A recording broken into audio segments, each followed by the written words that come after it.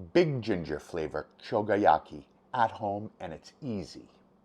We're using a piece of pork butt for this, but not cutting steaks against the grain like normal. We're cutting steaks with the grain, like that.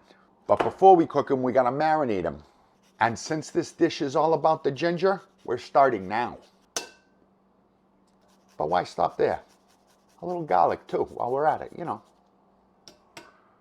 Sake, soy sauce, honey for sweetness.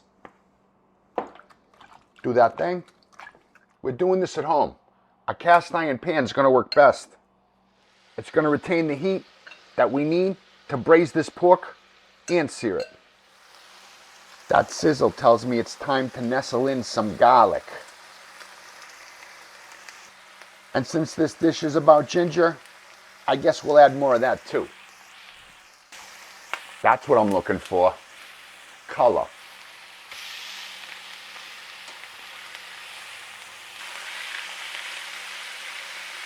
Color is flavor. A little more sake,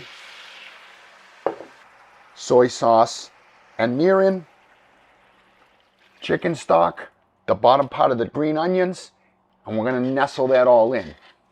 That's gonna be beautiful once it gets tender.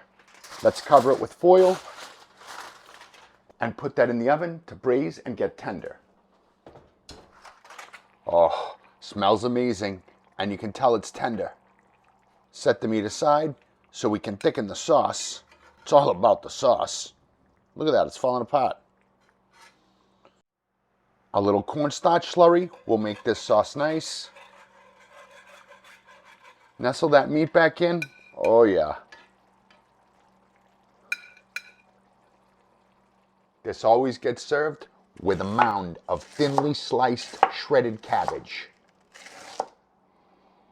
And just serve that up with plenty of that sauce. Green onions and sesame oil.